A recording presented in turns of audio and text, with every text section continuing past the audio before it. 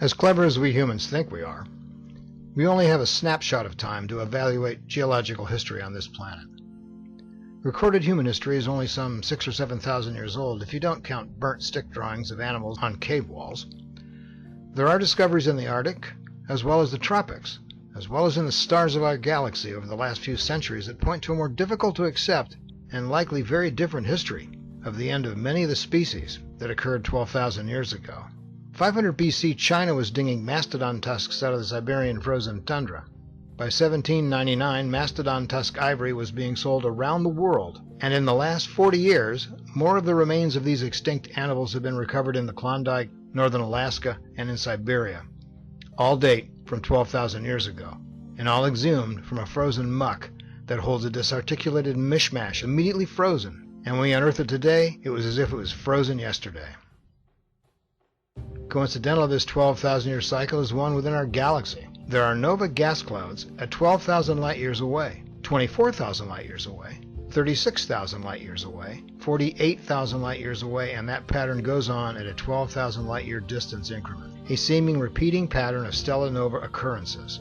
We also know now that there are several sun-sized stars that have repeating nova events in tens and hundreds of year cycles. There may be longer cycles, but we have not been around long enough to see them. But it is safe to assume that our star may also do this. And if this is the explanation of the phenomena describing the evidence we see, then we may be very near another one of these events.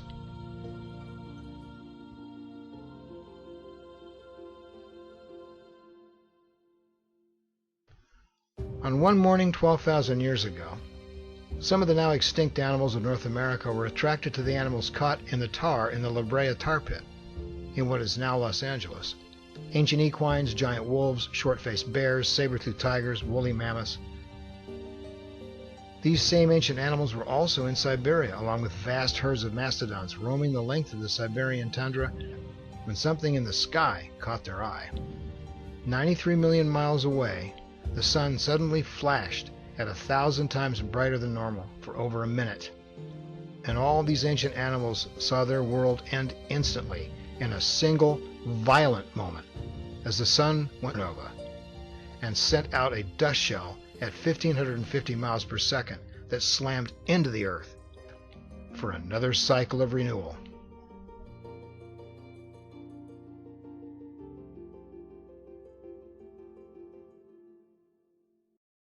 "12,000 years later, we are uncovering the result of that last day. Scientists are finding broken animals all over the northern continents. Whole animals, but they're all shattered inside. When the bodies are unfrozen, the brains are intact, and the muscles are red, and the meat is not rotten. 12,000 years ago, something happened along the shorelines of the tropics. On the western shore of Florida are shell pits. I'm standing here in one of the shell pits in Punta Gorda, Florida, 30 miles inland from the coast. This deep horizon of shells appears to be in 3 layers, but all layers contain the same types of shells, as if deposited, burnt, and then turned back over themselves. Saber-toothed tiger teeth, bones of mastodons were also found in these shell pits, as well as one south of Tampa. Between the upper and lower layer is a 5-inch layer of burnt shells. Shell, calcium carbonate, burns at 820 degrees centigrade, or 1,508 degrees Fahrenheit. What could provide the temperature all over the surface of shells exposed to such great heat all at once? And how did this get where it is? The answer is under the ocean, and what happens when these events take place during a magnetic field reversal.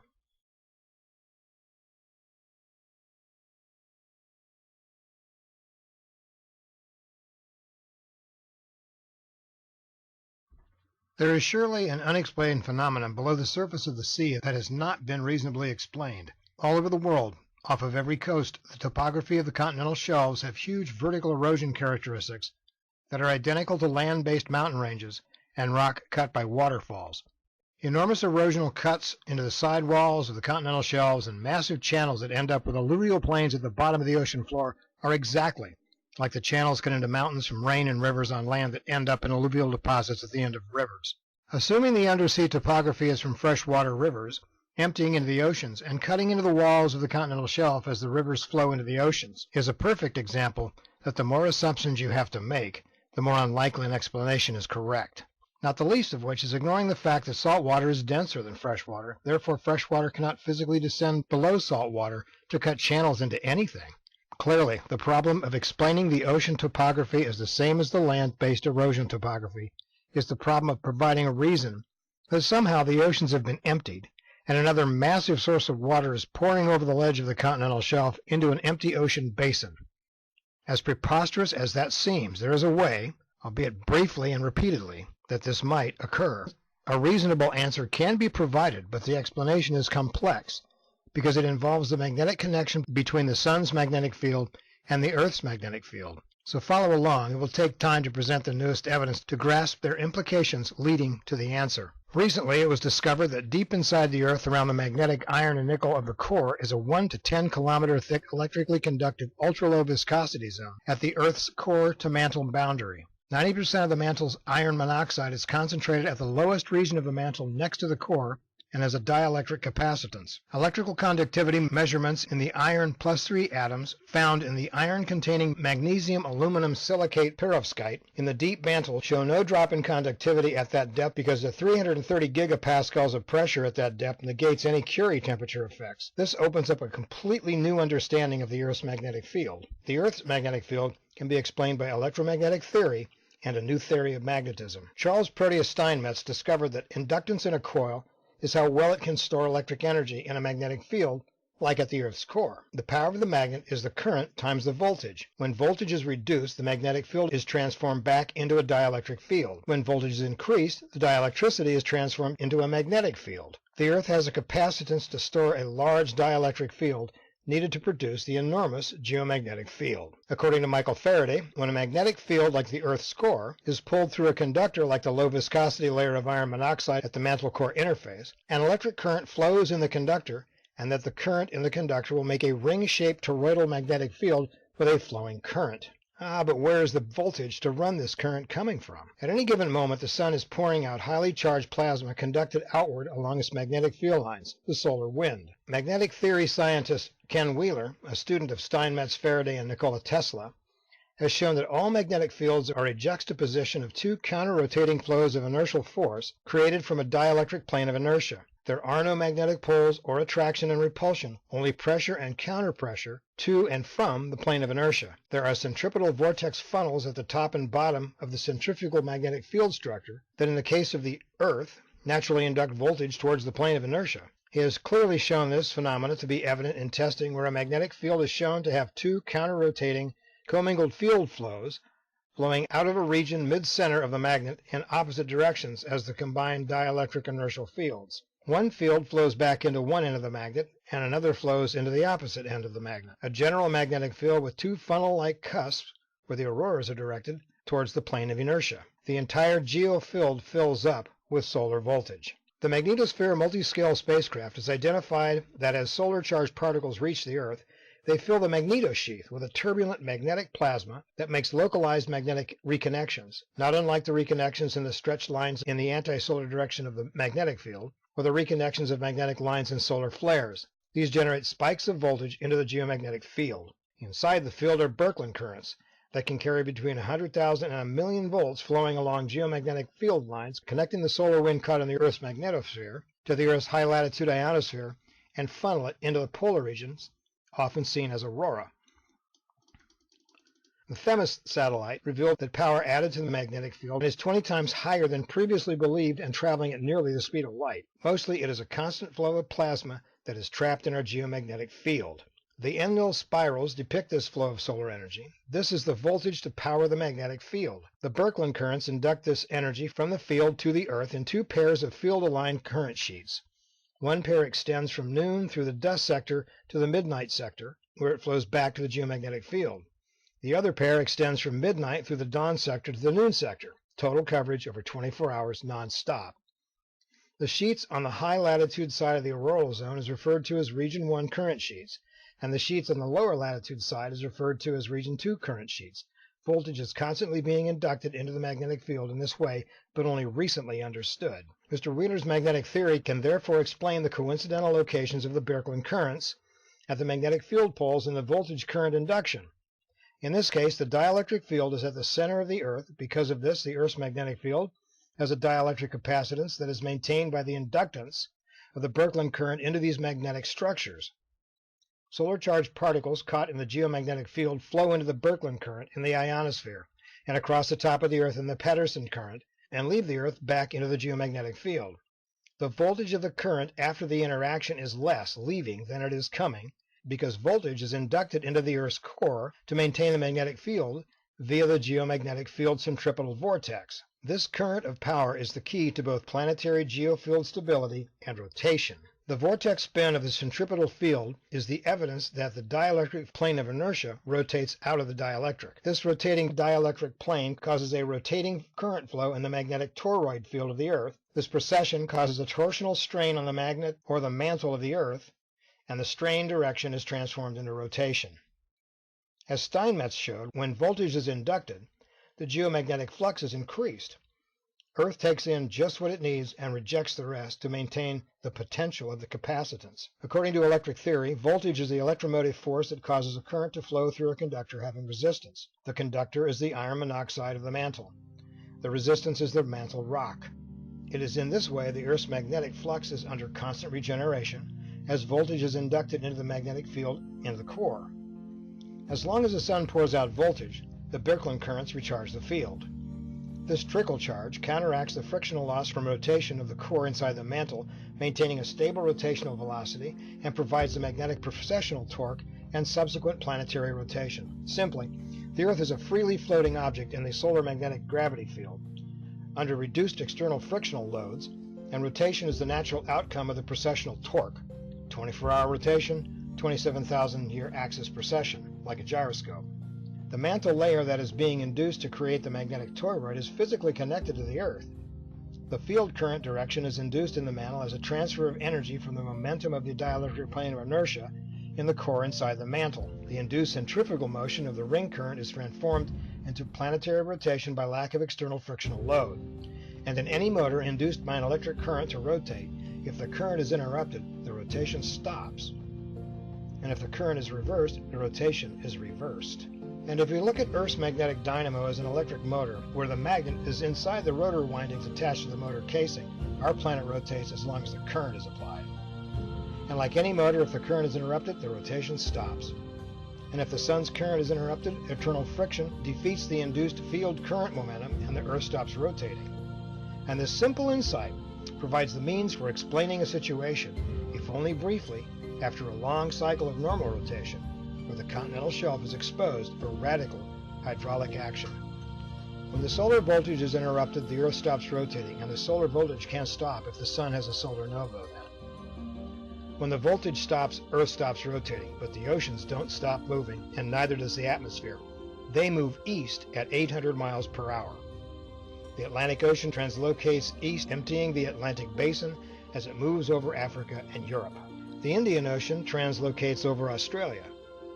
The Pacific Ocean translocates across South America into the Amazon Basin and North America and pours over the continental shelves, transporting the shelves from the Gulf of Mexico seafloor over the Florida Peninsula in vast shell deposits, then pouring over the exposed face of the eastern continental shelves into an empty Atlantic Basin, carving and eroding the ledge.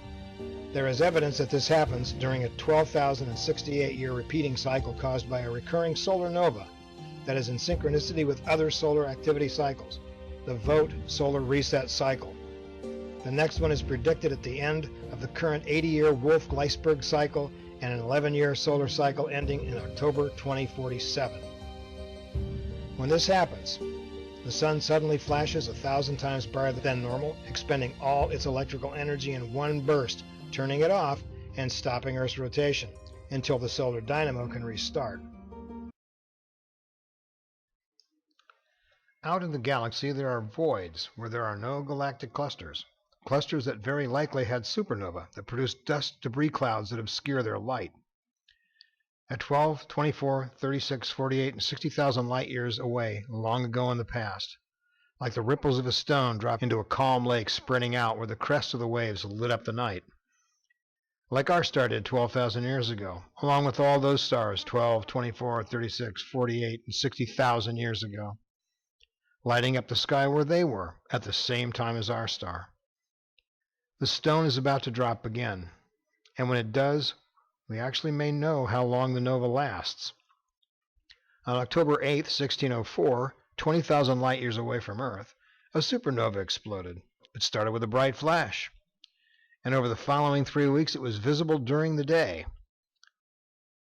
So when our star goes nova, there will be an intense flash of light energy for maybe 3 weeks, enough to burn stones and kill millions of living beings, like all the broken apart animals and trees frozen into the melted tundra in the days following the nova 12,000 years ago.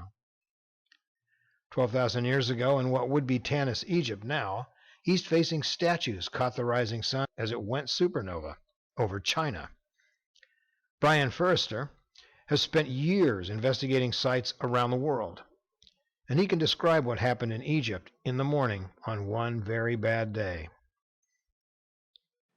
Now this is what's left of a quartzite statue, and you can see as we get up close that the surfaces were melted by some intense heat.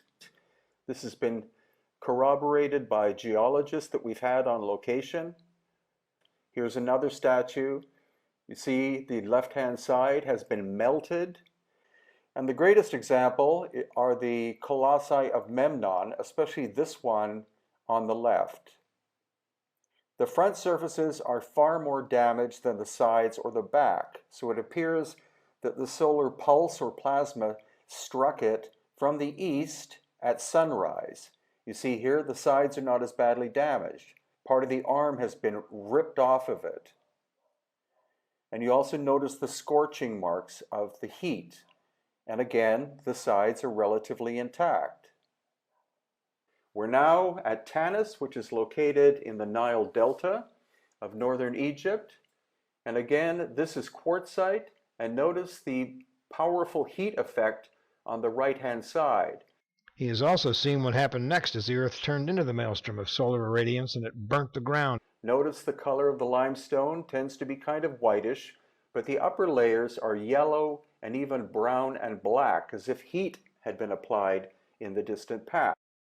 Then as the Earth turned eastward, the temples of Egypt, Tiwanaku, and the heads of Easter Island, as the nova shell hit, and were destroyed in violent earthquakes and massive floods. So we found the pre-dynastic center here. It was clearly devastated by some kind of ancient cataclysm. We have rich deposits of calcium carbonate that likely came from the ocean, from flooding in from the ocean. And so the city itself is built over that way, because in order to build here, they would have had, the dynastic people would have had to have cleared all the stone out of the area. Just everything is broken on a massive scale. And we also see evidence of this at other locations such as Karnak and the Ramesseum and other locations to the south. Every piece of stone at Tanis is broken, not through human intervention, but likely from a giant cataclysm in the very distant past.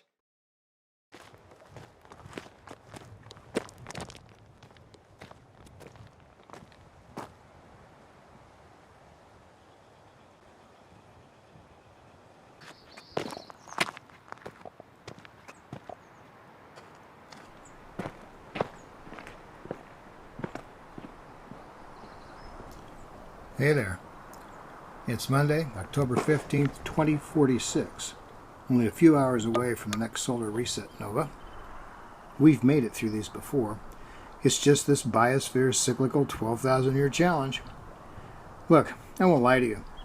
Everything is about to change, and not for the better, for a long, long time. It won't be pretty, and it won't be fun. Man, I should get some sleep. Tomorrow's going to be tough on Europe and China. But 18 hours first flash, I should be 4 hours into the dark side and away from the plasma splash. Catch you later. Wow, just look at the time. It's 2 a.m. Mountain Time, and we're only seconds away from the first light. I guess this is it. It's time to go, so may fortune smile on you, but I won't see you no more in this world.